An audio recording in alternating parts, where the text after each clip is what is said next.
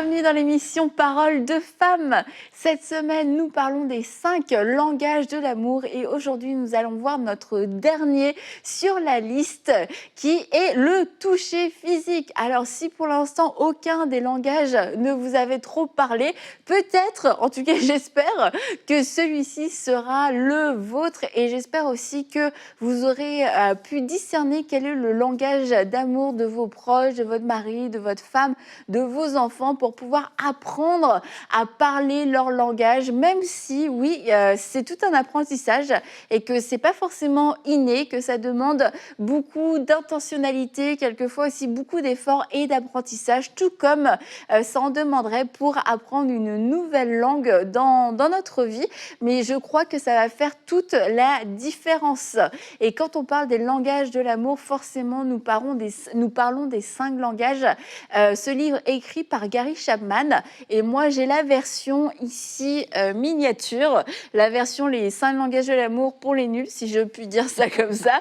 C'est vraiment la version résumée. Il faut à peine 1 heure pour lire ce petit livre. Donc je vous encourage à pouvoir soit prendre celui-ci ou encore mieux la plus grande version qui s'affiche à l'écran, le livre au complet où les langages sont plus expliqués, les dialectes, les sous-langages aussi, pour mieux comprendre chaque langage de l'amour. Mais ma petite version peut être très utile et peut être aussi un bon mémo pour pouvoir le garder sous la main, y revenir régulièrement pour se rappeler c'est quoi déjà ce langage de l'amour, parce que peut-être que notre femme, notre mari évolue aussi et qu'on a besoin d'apprendre un nouveau langage au cours de la vie, au cours des années, parce que la vie est palpitante, n'est-ce pas? Donc, nous parlons aujourd'hui du toucher physique. Alors, les filles, le toucher fait partie des 5 langages de l'amour. Quand une personne c'est son langage d'amour, c'est que le toucher, le geste va être beaucoup plus fort, va avoir beaucoup plus d'impact que des mots. La manière dont on va entendre le « je t'aime », ce ne sera pas à travers des mots, parce que peut-être que les mots vont partir, on ne l'aura pas entendu, mais par contre, une étreinte, un câlin, vraiment là, on va se sentir aimé, on sent que notre réservoir se remplit.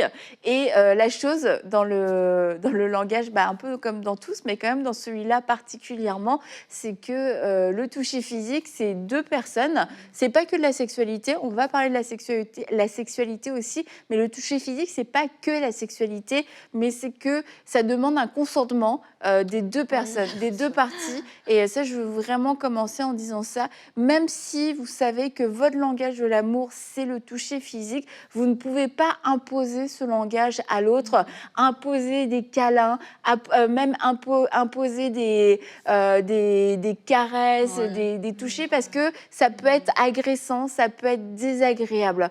Donc c'est sûr qu'il y a un toucher physique qui peut être plus superficiel, une petite tape dans le dos, etc. Mais encore là, on doit pouvoir respecter les autres et puis savoir évaluer le degré d'intimité qu'on a avec les personnes. Quand on parle de toucher physique, on va avoir des dimensions de toucher différentes selon les personnes. Entre l'inconnu à qui on peut peut-être une petite tape dans le dos, et puis c'est ça. Et un mari ou une femme, c'est sûr, ça va jusqu'à l'acte sexuel, l'acte le plus intime qu'il puisse y avoir entre 2 personnes. Mais donc, il y a tout un registre et c'est important de pouvoir apprendre à naviguer si on apprend le langage de l'autre, mais si c'est votre langage, à pouvoir aussi apprendre à respecter les limites de l'autre, parce que ça peut devenir inapproprié. Exactement. Ouais, parce qu'il y a quand même des touchés, comme tu dis, appropriés. Il y en a, ça peut même devenir de l'humiliation pour certaines personnes. Hein. Tu l'as touché sans faire exprès, mais la personne se sent humiliée. Mais pourquoi il m'a touché ici et tout? Surtout qu'on est dans un contexte aujourd'hui où, il y a des relations entre des sexes opposés, il faut faire attention. Et même avec les mêmes sexes aujourd'hui, il faut faire attention. Donc, avant, là où c'était plus facile que, OK, on est peut-être 2 sœurs, on va se faire une petite tape et tout, ça passe, il n'y a pas de problème. Aujourd'hui, on n'est plus dans les mêmes réalités. Donc, vraiment, il y a un toucher approprié. approprié et il y a un toucher qui n'est pas approprié. Et c'est pour ça que c'est important, comme tu dis, Annabelle, de vraiment savoir c'est quoi la limite de l'autre, en fait, et de respecter cette limite-là et aussi de comprendre qu'on ne touche pas les gens n'importe comment et encore moins n'importe où et de faire attention avec ces limites-là. C'est tellement... En fait, on peut vite se retrouver dans des difficultés en utilisant ce langage qu'est le toucher. Tout comme ça peut aussi être super parce que ça renforce quand même le côté affectif. Il faut dire que sur le plan de l'affect, je trouve que c'est l'un des langages qui parle très fort, mais il faut faire attention à ne pas dévier, tout simplement. C'est vrai que c'est quand même assez délicat, je trouve, comme langage de l'amour, parce qu'il faut justement être très sensible, comme tu dis, à tout ça. Parce qu'en même temps, le contact humain, ben, c'est super important. Enfin, il y a tellement d'amour qui se transmet au travers du contact. Je pense même au bébé, dès qu'on accouche, tu sais, on le pose sur nous, tu sais, pour le pot à pot, tout ça. Enfin, il se passe énormément de choses. Et en même temps, voilà, être sage aussi. Enfin, ça demande beaucoup de sagesse, je pense, parce que effectivement, il faut pas aller dans la bulle ou dans le, comment dire, ou dépasser peut-être des limites pour certains. Peut-être juste une tape sur l'épaule à quelqu'un, il va se sentir vraiment envahi. Et en même temps, peut-être que certains vont avoir besoin de cette petite touche sur l'épaule ou tape dans le dos qui va vraiment lui procurer peut-être un encouragement ou l'amour de Dieu ou je sais pas quoi, quelque chose que seule cette personne pourra savoir. Et c'est important, voilà, quand même d'être très sensible et de prier pour ce discernement-là parce que on peut pas, enfin voilà, c'est quand même délicat comme langage. On va commencer peut-être avec les enfants dans le cadre de la famille. Il y a des milieux familiaux où la démonstration physique, l'affection physique est très limitée. On peut prendre un enfant dans les bras, peut-être qu'il va être bébé, mais plus l'enfant va grandir et que ça ne devient pas un besoin pour nourrir ou pour porter, plus le contact physique va s'espacer parce que c'est plus un besoin pour l'enfant c'est un besoin pour se développer, mais en tout cas, on estime que l'enfant peut se débrouiller. Donc, on tenait la main peut-être au début plus par mesure de sécurité, mais une fois que l'enfant n'a plus besoin de cette mesure de sécurité, on va plus donner la main. On prend plus l'enfant dans ses bras parce qu'on n'a plus besoin de le porter. Il marche, donc plus besoin de le porter. Mais en fait, il y a des enfants, c'est vraiment leur besoin, c'est leur langage de l'amour, c'est le toucher. Ils ont besoin d'être pris dans les bras, ils ont besoin de câlins. Ils ont besoin, pas d'une petite âme, mais vraiment, ils ont besoin de la part de leurs parents de ressentir cette chaleur parce que c'est ce qui va les rassurer. C'est là où ils vont se sentir aimés et ça va remplir leur réservoir, ça va les apaiser. C'est des enfants, du coup, après, ils seront totalement, comme on avait parlé d'un moment de qualité, après, ils ont eu leur câlin, ils ont leur réservoir plein, ils vont vaquer à leurs occupations. Mais quelquefois, il y a des enfants qui sont comme un peu, on va dire, un peu pot de colle. Mais ils sont tout le temps là en train ils sont là derrière toi, ils te suivent, mais ils disent pas vraiment ce qu'ils veulent. Et puis quelquefois, c'est comme, mais qu'est-ce qu'il veut? Il est toujours en train de me suivre.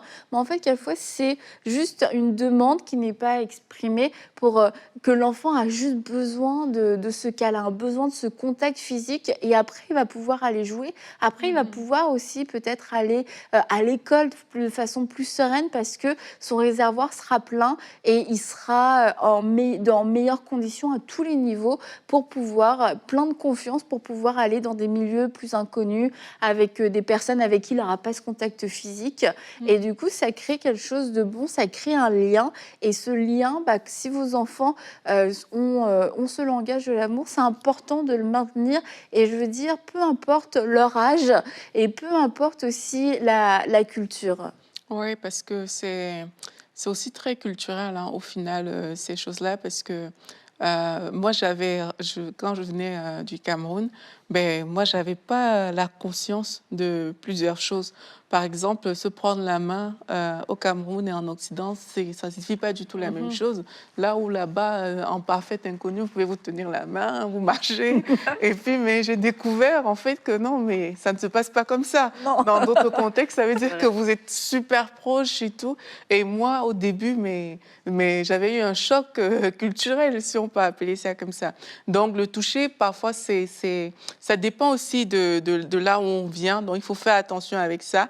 Et sinon, en parlant de ce que tu dis par rapport aux enfants, Annabelle, effectivement, c'est vrai que la culture ne doit pas être un frein pour développer les besoins de cet enfant-là, en fait, si le toucher fait partie de son langage d'amour, la culture ne doit pas être un frein parce que souvent, justement, par désir de trop respecter les parents, il y a une distance qui peut s'installer entre les parents et les enfants dans certaines cultures, au point où le toucher est quasi absent parce que ton père, c'est pas ton ami et tout. Et du coup, vous vous retrouvez vraiment distant. Et un enfant qui est dans ce genre de contexte familial, mais si lui, son langage de l'amour, c'est le toucher, mais sans le savoir, les parents sont en train de le priver de quelque chose d'important pour sa vie. On a mis une règle au-dessus, finalement, de l'amour qui devait se manifester. Et ça aussi, ça peut être dangereux pour ces enfants-là. Donc, on le disait aussi hier, c'est important de ne pas mettre juste des règles, des choses comme ça, mais de voir vraiment dans ce foyer, dans cette maison, qu'est-ce qui compte le plus pour cette personne, pour l'autre personne, et essayer d'appliquer ces choses pour que ça donne un tout harmonieux et pour que ces enfants puissent justement bien se développer. Et là, on va parler aussi du couple, parce que, comme je l'ai dit tout à l'heure, le toucher prend une autre dimension aussi dans le couple et va jusqu'à l'intimité sexuelle. Et c'est dans le seul cadre où le langage de l'amour, du toucher, va jusqu'à la sexualité, c'est dans le cadre du mariage. Et comment ça peut paraître un peu cliché, quelquefois on dit « Ah oui, les hommes, ils ont des besoins, etc. » C'est leur langage de l'amour. Alors, premièrement, tous les hommes n'ont pas comme premier langage le toucher, mais des hommes ont le langage du toucher et ça fait pas d'eux des pervers, ça fait pas d'eux des hommes complètement déséquilibrés. C'est un des langages de l'amour et on l'a dit en début de semaine, il n'y en a pas un qui est mieux que l'autre. C'est notre réservoir qui a besoin de tel ou tel langage. Et en tant que femme, je veux vous encourager, si votre mari, c'est son langage de l'amour, c'est d'apprendre à parler ce langage-là et à ne pas croire que c'était forcément charnel, que c'était forcément un déséquilibre. Et c'est la manière dont votre mari se sent aimé. Et ça va jusqu'à la sexualité, mais il n'y a pas que la sexualité. Il y a tous les gestes aussi amoureux, les gestes tendres qu'on peut avoir et qu'on peut développer, se tenir la main, être plus proche plutôt que d'être un bout à l'autre sur le canapé. On va être à côté, on peut poser une main sur la cuisse, on ne va pas passer 3 heures en ne se touchant pas.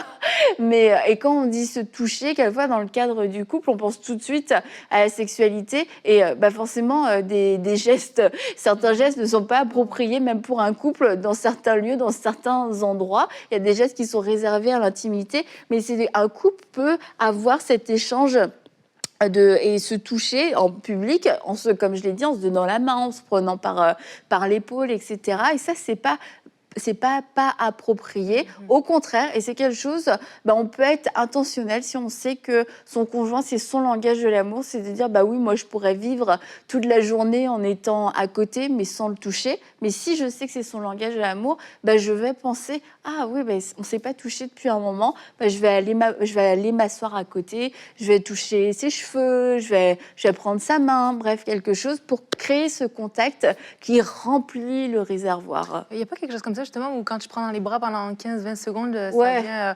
justement augmenter le compte. Ouais.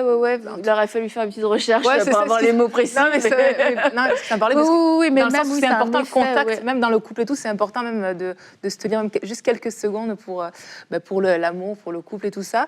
Et tu parlais, c'est ça. Et ensuite, j'avais un exemple, un petit exemple au niveau du toucher. C'est que moi, mon mari, son langage d'amour premier, c'est le toucher physique. Et justement, au début du mariage, donc on vient de se marier, mon mari, tout content, il s'est dit, cool, je vais enfin dormir avec ma femme, je vais pouvoir la coller tout le temps. Il était super content, vraiment, voilà, grand rêve et tout. et puis finalement, voilà, ça n'a pas pris de jour. Non, je plaisante, mais dans le sens où je plaisante pas, mais que en fait, lui, il aimait vraiment dormir collé. Il voulait vraiment dormir, mais collé à moi. Genre, on s'endort comme ça, mais on se réveille comme ça, tu vois. Et c'est vrai que moi, ça a été dur parce que je voulais pas le repousser, mais moi, c'est pas possible, tu vois. Pas que je ne l'aime pas, mais je n'arrive pas à dormir si je suis collée. Et ça n'a pas été évident parce que lui, du coup, si mince, c'était quelque chose qui lui faisait vraiment plaisir. Et moi, en même temps, j'étais partagée parce que, tu sais, en plus, en pleine nuit, des fois, tu te rends pas compte, tu repousses un un peu parce que tu es comme, ben moi j'ai envie de dormir. Et bref, finalement, tout ça pour dire qu'on a communiqué là-dessus. Tu vois, je lui ai expliqué mon cœur. J'ai dit, écoute, c'est pas du tout que je veux te rejeter, je t'aime, je veux te repousser, je t'aime et tout ça. Mais est-ce qu'on pourrait trouver une autre façon peut-être voilà, que je puisse rencontrer ton langage? Parce que ça, pour moi, c'est... Parce que moi, je vais pas dormir, j'ai d'une humeur pourrie, donc je pense que ce sera pas ton Les conséquences vont avantage. être pires que ton langage d'amour à ce moment-là. Mais dans ce langage d'amour, comme pour les autres, en fait, c'est que quand on ne parle pas le langage, l'autre peut le vivre comme un rejet. Et le fait, quelquefois, d'avoir une personne qui est réticente au toucher, bah, c'est toute la personne qui se sent rejetée. Tu te sens rejetée dans tout ce que tu es. Tu te dis, oh, elle n'a pas voulu mon câlin, je sens qu'elle était réticente quand je l'ai prise dans mes bras, quand je lui ai donné la main. Ça veut dire qu'elle me repousse, qu'elle me rejette, qu'elle n'accepte pas mon amour. Et c'est de se dire, c'est deux langages différents. Et quand tu n'es pas habitué à parler le langage du toucher, ça demande beaucoup d'apprentissage, parce que tu vois, on l'a dit tout au long de la semaine, une parole valorisante, ça fait plaisir. Pas de problème, c'est pas ton langage, mais tu prends, c'est pas désagréable. Un moment de qualité, bah, tu peux supporter, sauf si ça dure trop longtemps. Bon, peut-être que là, voilà. Mais bon, ça va, tu peux faire un truc qui va te plaire. On a vu quoi, les cadeaux. Bon, bah, cadeau, ça fait toujours plaisir aussi, ça se prend bien. Les services rendus, bah, quelqu'un qui te rend service, même si tu n'en avais pas vraiment besoin, même si c'est pas comme ça que ton réservoir se remplit, c'est bien, ça ajoute un plus. Mais le toucher, si c'est pas ton langage, tu peux clairement vivre sans, et en plus, tu peux vraiment ne pas aimer. Il y a personne qui est vraiment allergique aux cadeaux ou à une parole gentille. Mais il y a des gens, vraiment, le contact physique, c'est agressant, c'est désagréable. T'es dans ma bulle. Non seulement je me sens pas aimée quand tu me touches, mais je me sens agressée. Et il peut y avoir en plus tout un passif derrière, d'abus, de maltraitance, de tout ça. Donc c'est vrai que c'est pas facile à prendre en compte, mais c'est pour ça, c'est important, si c'est votre langage d'amour, de comprendre que en face de vous, vous avez des gens qui ont un passé, qui ont une histoire, et que le corps nous appartient. Et que quand normalement, on fait un câlin, on touche la personne, on est en train de, quelque part, de prendre quelque chose. Alors que dans les autres langages, on donne. Mais là, dans le langage du toucher, il doit y avoir cette réciprocité et cet accord.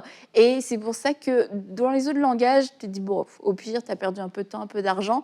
Mais là, tu peux, ça te demande vraiment, il faut être prêt à communiquer et prêt à comprendre les limites de l'autre. Et puis quand l'autre personne, dans un couple notamment, c'est son langage de l'amour, c'est peut-être, mon réservoir a un problème. Et si je ne parle pas ce langage de l'amour, mais qu'en plus j'ai une aversion pour ce langage, c'est peut-être parce qu'il y a quelque chose en moi qui me fait peur, il y a quelque chose qui m'a blessée, qui fait que je n'aime pas qu'on me touche.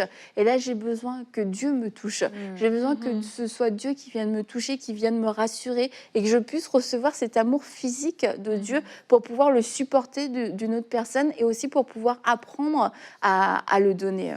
Bon, pour le couple, je ne sais pas, mais par rapport à ce que tu disais, moi, je pense que le toucher, c'est l'une des choses qu'il faut vraiment apprendre, parce que ça nécessite, comme tu dis, plus de c'est pas pareil que les autres, on va dire ça comme ça.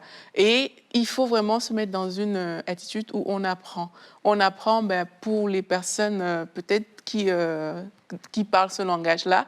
Et on apprend aussi, si on est des personnes qui avons ce langage-là, apprendre à respecter certaines distances que certaines personnes vont t'imposer et tout, sans que ça ne te blesse forcément. Et aussi, toi, apprendre à donner un minimum. Là, je parle pas dans le cadre d'un couple, hein, je parle de façon générale. Si en face de toi, tu as quelqu'un, par exemple, qui a ce langage du toucher, mais tu dois apprendre à lui donner un minimum, en fait, si ça ne fait pas du tout partie de tes langages. Et ça, je pense que ça s'apprend, parce que si ça peut changer la vie de quelqu'un, ça vaut la peine de faire cette petite tape, ça vaut la peine de faire ce petit toucher et tout. Mais c'est à nous d'apprendre quelque part à ce que le toucher, la tape ne soit pas interprété, le toucher ne devienne pas une caresse, ou bien c'est subtil en fait, mais c'est à nous d'apprendre que, OK, voici comment je peux me comporter avec cette personne. Si je fais ça, je reste dans les limites de la décence. La personne ne va pas croire que, voilà, peut-être cette personne est déjà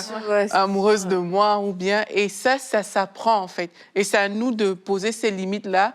Et même aussi, je pense que la façon dont on vient vers quelqu'un, du genre, si tu viens et tu touches quelqu'un, mais les paroles aussi qui accompagnent ce toucher sont importantes, tu vois. C'est pas juste on touche, on dit rien. Là, c'est bizarre, tu vois. Il y a des paroles qui doivent venir avec ça. Eh ben, comment tu vas? Et tout, c'est différent de, je sais pas, de ça va.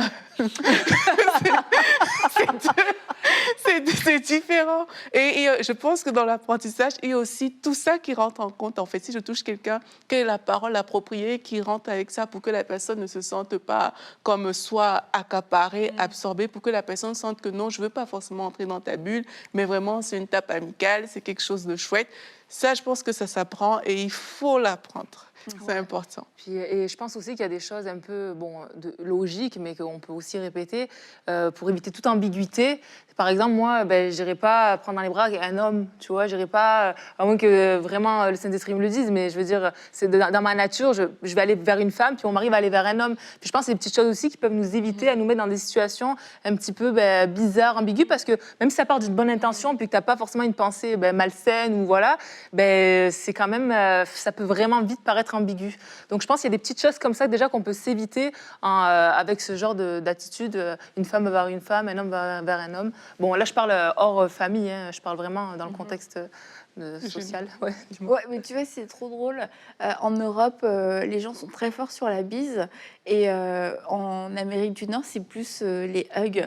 Et selon d'où tu viens, la bise, ça peut sembler hyper personnel parce que c'est sur ton visage, c'est proche de ta bouche. Il y a un vrai contact physique, surtout des gens qui font des vrais bisous. Ouais. C'est pas genre la petite bise, c'est vraiment des bisous. Et puis, mais moi, ayant grandi en Europe, quand je suis, avant d'arriver ici au Canada, les gens qui faisaient des accolades, je trouvais ça, mais là, je me disais, mais là, c'est too much, franchement. Là, c'est trop bizarre. Puis, c'est vrai qu'à force d'être ici, l'accolade devient plus naturelle que de faire la bise. Et quand je rentre quelquefois en France, je peux avoir l'accolade facile. Et puis, tu te retrouves avec des gens qui sont là, qu'est-ce qu'elle fait? Qu'est-ce qu'elle veut? Pourquoi elle fait ça? Qu'est-ce qui lui prend?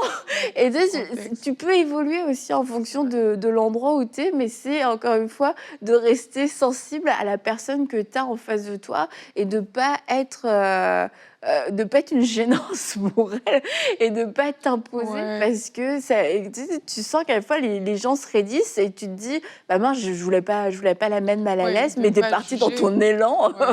De pas juger aussi ces personnes-là parce que quelqu'un qui a un mouvement de recul, quand tu viens vers elle, c'est facile de dire, mais cette personne se prend pour qui? On veut juste lui dire bonjour. Et puis, c'est facile de se positionner comme ça, mais c'est de ne pas juger aussi ces personnes-là et juste d'accepter que cette personne peut avoir ce mouvement de recul parce qu'elle n'est peut-être pas habituée, parce qu'elle vient d'un endroit différent, parce que le toucher, ça ne fait pas partie de ses langages de l'amour favori. C'est à nous aussi, nous, surtout en tant qu'enfants de Dieu, de montrer cet exemple-là et de pouvoir expliquer aux autres que non, mais si ça se trouve, elle, peut-être tu aurais pu la saluer différemment. Par exemple, tu aurais pu lui tendre la main. Je ne sais pas, mais... Surtout en période Covid, ça n'a pas aidé. Tu ne sais plus ce que tu dois faire. Sûr, donc, on peut poser la question. Tu fais quoi? Tu fais la bise, les câlins, le coude, le poing, rien.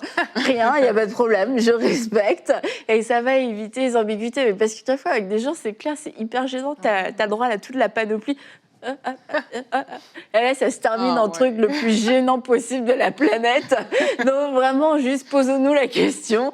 Ça va nous éviter bien des situations gênantes. Mais bon, le langage de l'amour, du toucher, c'est plus que les salutations. C'est vraiment aussi avec les gens proches, comme on le disait. Donc c'est d'apprendre à parler ce langage, pouvoir trouver une harmonie. Et si c'est dans le couple, de pouvoir trouver cette harmonie, prendre de bonnes habitudes, créer des points de contact. Si vous voulez voulez pas vous endormir collé, mais vous endormir en vous donnant la main, en prenant cette habitude. Comment est-ce qu'on peut être connecté physiquement sans pour autant faire l'amour 24/24, mais comment est-ce qu'on peut créer ces points de contact au fur et à mesure de la journée? Comment est-ce que je peux m'assurer que son réservoir soit rempli?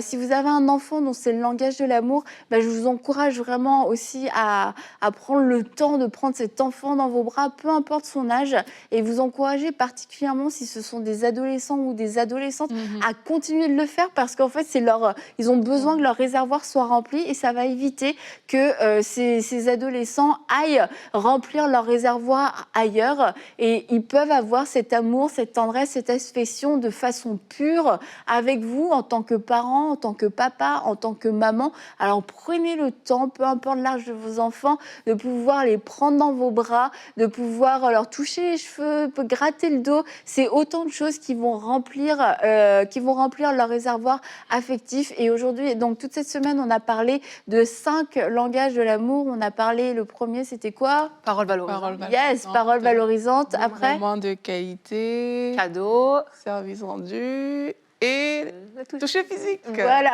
Donc, j'espère que vous aurez pu apprendre, voir quel était votre langage, et puis aussi voir quel était le langage de l'autre, pour que vous puissiez aimer, comme la Bible nous le demande. C'est le commandement que nous avons reçu, aimer notre prochain, et c'est l'aimer comme lui va se sentir aimé. Et Dieu nous aime de cette façon-là, d'une façon qui nous est individuelle, comme si on était unique, comme si on était son seul enfant, sa seule fille, son seul fils.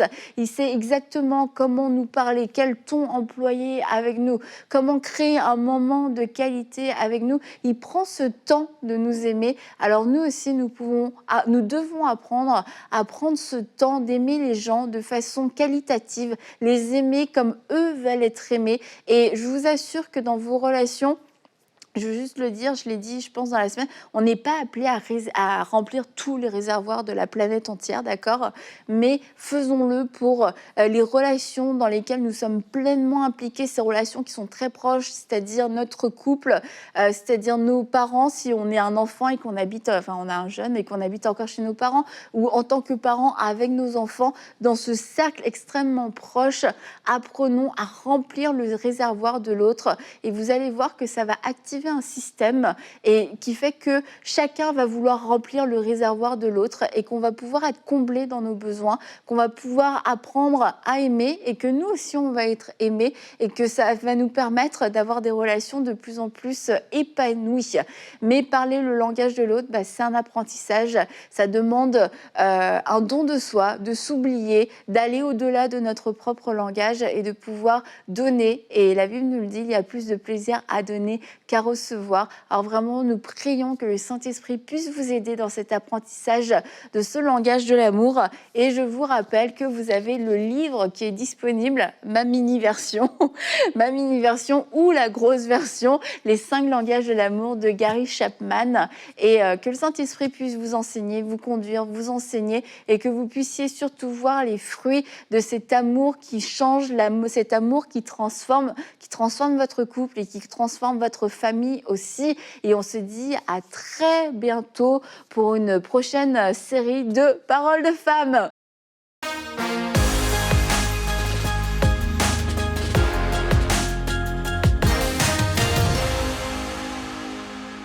C'est en France métropolitaine que Johanna s'est retrouvée enfant esclave et a été asservie pendant des années par sa propre sœur. Elle a subi des coups, des humiliations et des privations au quotidien. Torturée psychologiquement, elle pense être une mal-aimée. Mais alors que ses forces l'abandonnent, une rencontre essentielle va mettre fin à ce malheur qui lui semblait être inéluctable.